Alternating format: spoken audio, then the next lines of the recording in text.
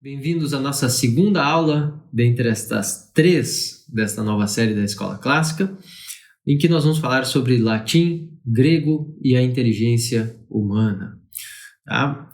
Eu vou começar esse assunto sendo bem direto.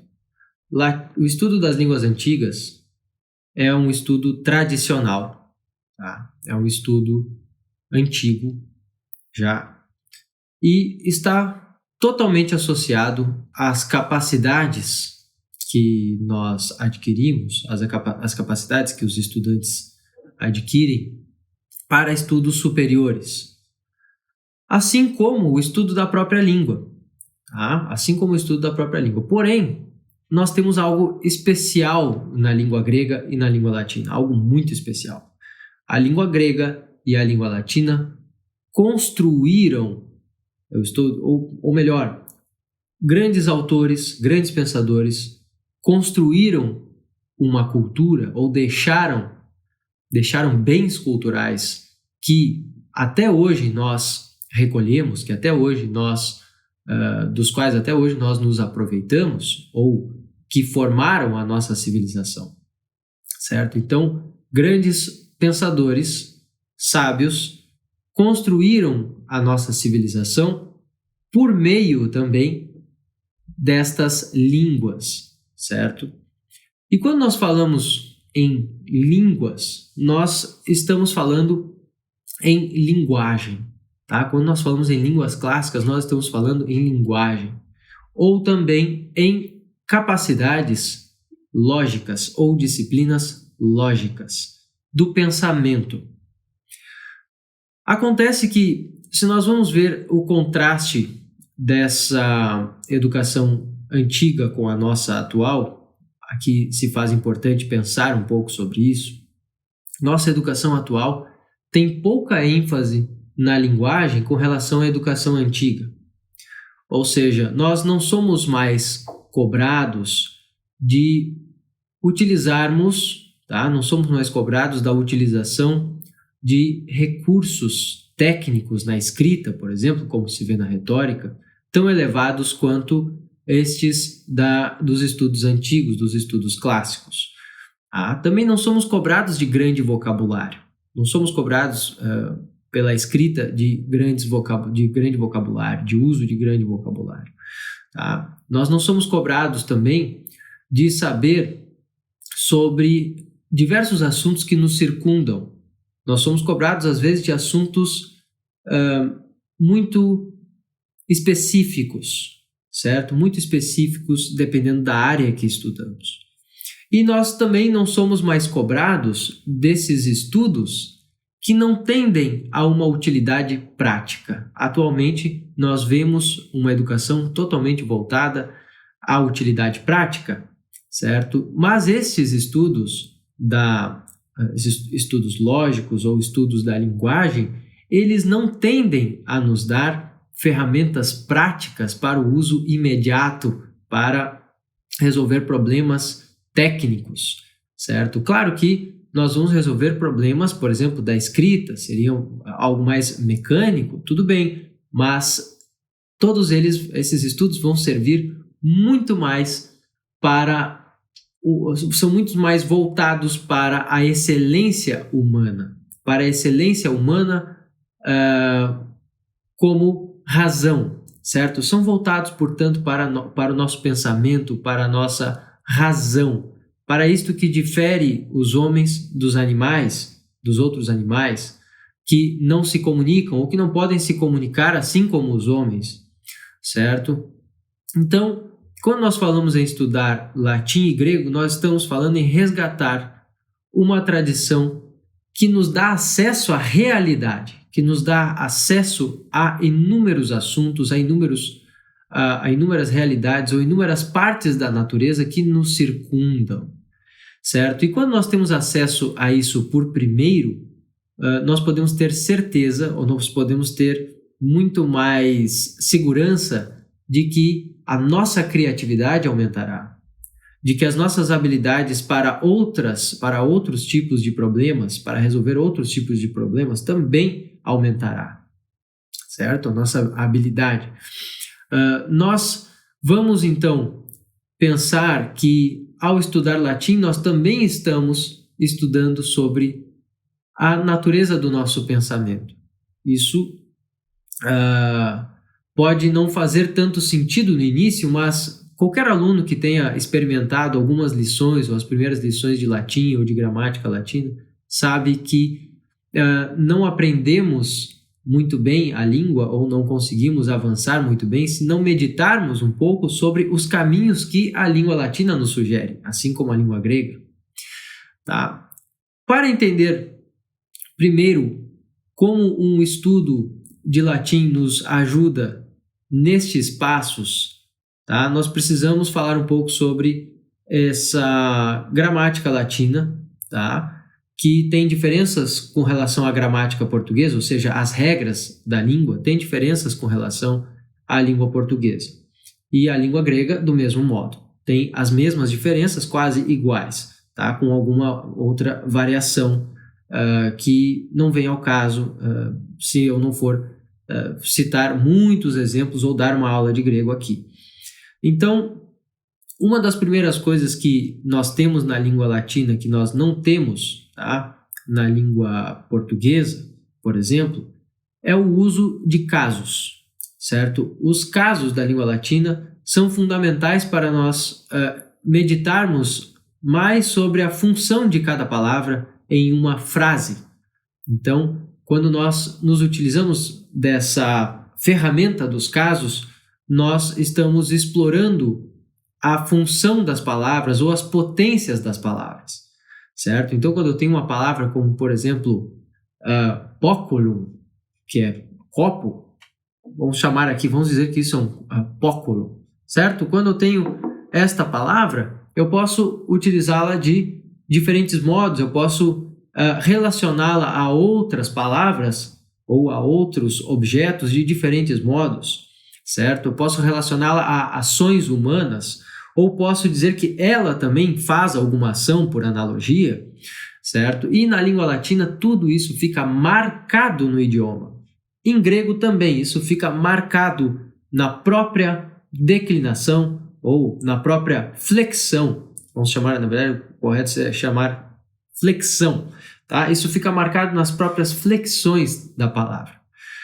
E por meio disso, nós podemos meditar muito sobre a linguagem. E como eu falei na aula anterior, eu disse que nós vamos ficando mais inteligentes, nós vamos aprimorando tanto nossos conhecimentos quanto as nossas capacidades, as nossas habilidades, na medida em que nós pensamos sobre aquilo que nos é obscuro ou sobre aquilo que é mais profundo, certo? E na linguagem não é diferente. Na medida em que eu estudo uma língua que deu origem à minha própria língua portuguesa, e isso vale também para o espanhol, isso vale para o italiano, isso vale para o francês, e também vale para o estudo do grego, porque metade da língua portuguesa, mais ou menos, também vem de vocábulos gregos, vem de radicais gregos, certo? Então, quando eu começo a meditar sobre essas línguas antigas, eu faço uma meditação profunda ao mesmo tempo sobre as palavras que eu uso no cotidiano. E isso faz com que, primeiro de tudo, primeiro efeito, isto aumenta a minha precisão no uso das palavras. Eu entendo de onde as minhas palavras vêm e aquelas coisas exatas às quais elas se referem. Eu entendo muito melhor o significado, certo? Das minhas palavras. Eu entendo as possíveis conotações que as minhas palavras podem ter, além das conotações cotidianas, além das conotações que eu uso ordinariamente, certo? Dia após dia. Então, aí está o estudo da língua latina praticamente penetrando nessa dimensão linguística, penetrando nesta nossa capacidade de comunicação, ou também de leitura, certo? Quando nós falamos em leitura, e ler não é apenas ler, agora falo aqui também de cultura, ler não é apenas ler textos, não é apenas ler ou ouvir palavras, ouvir alguém falando sobre alguma coisa e entender o que aquilo significa. É também ler a realidade, interpretar a realidade, selecionar da realidade as suas mensagens, selecionar as realidades que estão ali contidas nos símbolos, por exemplo. Em símbolos, em representações, podem ser representações artísticas, ou mesmo nas coisas cotidianas que representam algo também. Melhorar esta capacidade de leitura já nos torna mais capazes, já nos torna, por assim dizer, mais inteligentes. Portanto, quando eu estudo latim e grego, tenho esta profundidade com relação às origens da minha língua, com relação às origens até mesmo dos termos do meu pensamento e do pensamento de grandes autores ou das ciências, eu estou fazendo um estudo muito profundo também da realidade, ou eu posso alcançar mais facilmente a própria realidade, a própria sabedoria, se tenho essas ferramentas comigo, certo? Nós devemos entender também que, como falei inicialmente, estas línguas formaram uma cultura, certo?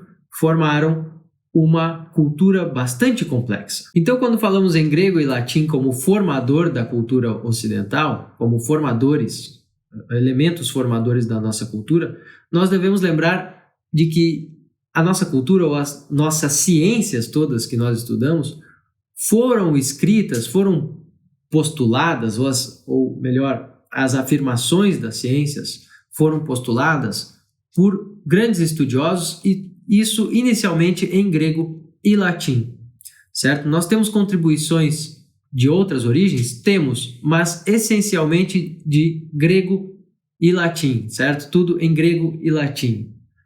Não necessariamente de latinos e gregos, mas muito disso feito em grego e latim, justamente porque não havia outro modo de fazer.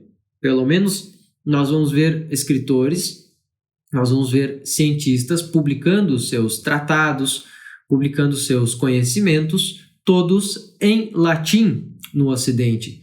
Nós vamos ver não é apenas uma questão de escolha arbitrária, não é apenas para eles uma preferência, mas sim uma necessidade. É necessário publicar numa língua que tenha a capacidade de expressar aquelas realidades. É necessário publicar numa língua que possa explicar, que possa expressar perfeitamente o que o cientista viu, o que o cientista descobriu, certo? Os poetas também, muitos, até o século XX, nós temos gente que até hoje escreve em latim. Há realidades, há coisas que é muito melhor, fazem muito mais sentido se nós escrevemos em latim, nós penetramos muito mais naquela realidade se nós usamos dessa língua com estas suas potências, tá? Então, quando nós falamos em Ocidente, nós falamos também nessa cultura que se formou, nas ciências, na literatura, nós estamos falando de um diálogo constante, anotem isso, um diálogo constante com a literatura greco-romana, com a ciência greco-romana, certo? Com aquela filosofia grega lá, ainda que se desenvolveu na sua maior parte até o século III antes de Cristo. Nós temos também comunicação com aqueles romanos que escreveram, com aqueles pagãos e cristãos que escreveram até o século IV ou V, ou às vezes VI depois de Cristo, apenas em grego ou latim, certo? Então nós vamos ter aí um manancial de tratados, de postulados que fazem justamente descrever a realidade por meio dessas línguas, com o uso dessas línguas. Para citar exemplos, tá? Nós temos inúmeras palavras ou inúmeros termos que, por exemplo, na teologia serão realmente derivados da patrística grega, da patrística latina, por exemplo, de Santo Agostinho, de Santo Tomás. Nós vamos ter inúmeros elementos da física ou dos estudos das línguas ou das exatas que vão vir, por exemplo, das traduções de Boécio. Boécio, que foi um romano, certo? Boécio, que viveu até o século V, se não me engano, certo? Então, nós vamos ver estes autores todos postulando pela primeira vez palavras que são utilizadas até hoje, que explicam as ciências até hoje, que na época deles eram palavras que faziam total sentido na construção daquela ciência e que hoje perdem-se em sentido para nós. Vou dar o exemplo da matemática. Se nós, por exemplo, vemos escrito assim, subtraindo e minuendo, atualmente essas duas coisas parecem muito similares, parecem, uma coisa me lembra subtração e a outra coisa lembra diminuição, e daí não faz sentido nenhum, não faz diferença dizer subtraindo e minuendo, mas isto parte diretamente do latim. Quando eu digo minuendos, eu digo aquilo que deve ser diminuído, e quando eu digo subtraendos, aquilo que deve, subtraendos, ou subtraendo, é aquilo que deve ser subtraído, a parte que deve ser subtraída. Ou seja, uma parte diminui, uma parte deve ser diminuída, ou seja, isso vem do gerundivo latino, tá? Desta parte da oração, desta variação verbal da língua latina, tá? Ou que também é considerado um adjetivo, certo? Então, vem desta parte latina que diz isso deve ser diminuído, e o outro é o que deve ser tirado, o que deve ser subtraído, do verbo subtraere, certo? Então, nós temos aqui realmente uma riqueza expressiva do idioma. Nós temos isso não só na matemática, não só, por exemplo, na filosofia. Não só na filosofia, quando nós dizemos ente, quando nós dizemos que algo é transcendente e nós dizemos transcendens, certo? E nós usamos tanto esta preposição trans quanto a palavra ascendere, certo? Quando nós temos isso, nós temos aí toda a riqueza desses idiomas em uso. Quando nós temos a palavra ontologia, de ontos, por exemplo, nós temos o uso da riqueza desse idioma para expressar as realidades, certo? Então, nós não estamos falando de algo simples, nós não estamos falando de algo corriqueiro, nós não estamos falando de algo arbitrário ou apenas ali convencional, nós estamos falando de algo muito sério que tanto eleva a nossa compreensão, eleva, portanto, a nossa inteligência, quanto nos ajuda a aprender. Notem, quando eu falo aqui sobre grego e latim para os estudos superiores, eu falo sobre duas línguas que não só me aprofundam os estudos, não só me aprofundam nas ciências, mas que me ajudam a compreendê-las, dão sentido às questões com as quais eu me deparo, certo? Grego e latim, então, serve para nos dar sentido às nossas expressões, sentido aos nossos postulados científicos e também sentido mesmo à própria literatura, certo? Nós temos, além dos elementos da língua apenas, além do uso gramatical da língua para a expressão, nós vamos ter ainda elementos da cultura grega e latina que são extremamente importantes. Quando nós falamos em mitologia, nós estamos falando em histórias, em narrativas primordiais que não foram apenas narrativas aprazíveis, não foram apenas para o deleite, embora isto seja importante, são narrativas que dão chaves de entendimento para problemas humanos, para dramas humanos, certo? E que os autores como Ovídio ou os próprios dramaturgos gregos utilizavam essas histórias para compreender ou para dar chaves de compreensão da sua própria realidade. Do mesmo modo, nós vamos ver uma tradição toda que se constitui a partir disso nas humanidades, certo? E nos assuntos humanos, na psicologia, tá? Nós vamos ver na filosofia o uso desses mitos, o uso desses personagens que vêm lá da cultura grega e latina, que são arquetípicos e que dos quais nós nos usamos até hoje para explicar as realidades ou para falar das realidades, certo? Não só isso, mas isso também, por ser tão profundo neste conhecimento científico, também começa a invadir as bases da cultura popular, ou seja, a própria cultura popular bebe muito disso. Tá? Quando nós vamos ver na literatura, a comunicação entre poetas modernos e os antigos, ela é praticamente direta, com a diferença apenas do uso da língua, como por exemplo Camões, que utiliza-se da língua portuguesa, escreve em português para outros portugueses, tudo bem, mas está falando da realidade que viveu ou que viu, ou da realidade de sua própria nação, está falando daqueles fatos que aconteceram por meio de imagens todas da cultura greco-latina, está falando por meio dessas imagens dessa cultura anterior, não só da cultura greco-latina, mas da cultura medieval, que também se constituiu desse modo, certo?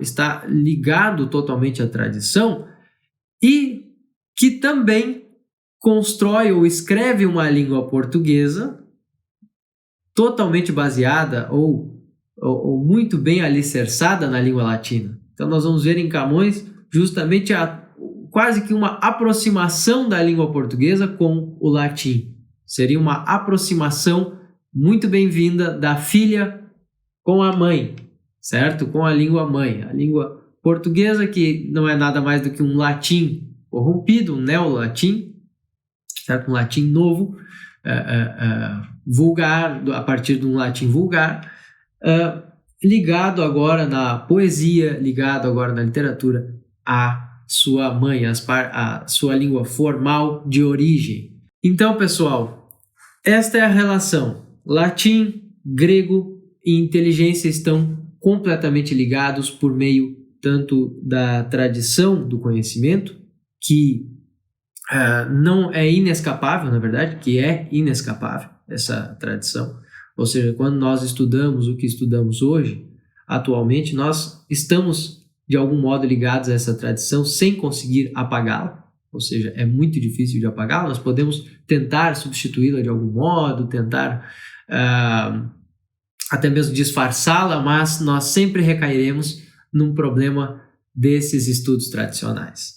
Tá? Nós estamos falando sobre meditar sobre essa dimensão lógica do nosso pensamento e da nossa imaginação também. Nós estamos falando sobre um acréscimo ao nosso repertório imaginativo, ao nosso repertório de palavras, ao nosso repertório de imagens para descrever a realidade. Nós estamos aumentando tudo isso. Se nós gostamos, então, se gostamos do tema de formação do imaginário, por exemplo, isso é algo muito interessante. Ao estudar latim e grego, nós temos uma via direta para formar o nosso imaginário do melhor modo possível, certo? Nós estamos fazendo aquilo desde o início do estudo. Ou seja, cada passo, como falei no vídeo, na aula anterior, cada passo vai servir para esta formação da nossa imaginação, para a educação da nossa imaginação. E no momento que dominamos isso, no momento que usufruímos disso, nós temos um acesso bastante preciso, bastante profundo à própria realidade. Porque então temos palavras para descrever a realidade, para a própria sabedoria. Como falei também, que nós buscamos, por fim, a sabedoria, nós queremos penetrar na realidade, nós queremos entender a realidade, contemplá-la de um modo com todos os elementos sublimes que ela possui. Nós precisamos estar treinados para isso. E aqui está uma das chaves para esta atividade intelectual, para esta vida intelectual que tantos de nós almejamos. E para falar então, além dessa inteligência para a contemplação, para essas disciplinas liberais, como falei, das artes liberais, eu toquei aqui muito em gramática, falei em lógica, falei em retórica, a gente poderia falar também sobre as artes liberais do quadrívio. Todas elas nos lembram sobre a dimensão cósmica e microcósmica que nós vivemos, macrocósmica e microcósmica. Elas estão se referindo a tudo que está é tudo que é externo a nós, que nós não escolhemos, mas que nos circunda, e também sobre algo que está dentro de nós. A literatura nos ajuda a descobrirmos a nós mesmos, a conhecermos a nós mesmos. É isso que a literatura ocidental nos informa também. Tá? Mas nós podemos falar também nas práticas, nas artes mecânicas. Nós sabemos que atualmente o conhecimento técnico evoluiu muito. Tá? E quando nós falamos em qualquer coisa do conhecimento técnico, ele vai se basear, sim, nesse entendimento do microcosmo e do macrocosmo.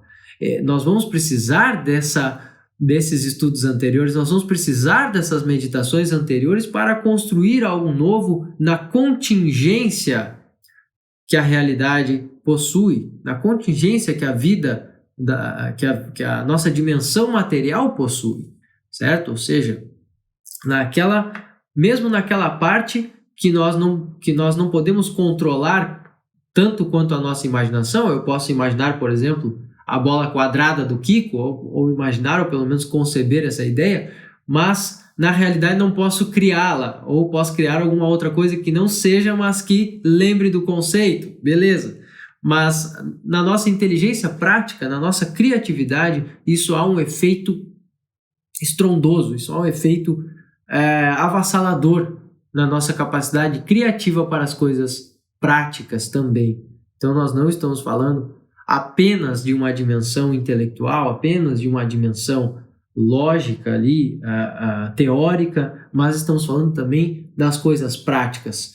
Nossas capacidades práticas, por meio disso que nós absorvemos, podem se elevar infinitamente por meio dos nossos estudos ou por meio da nossa meditação com as nossas capacidades, agora com o aumento de parte da nossa inteligência. Certo? Então, nós estamos falando aqui de estudos que têm muito a nos darem frutos para o resto da vida e a cumprir com isto que desejamos, né? A cumprir este objetivo final de preparação para a morte, como falei.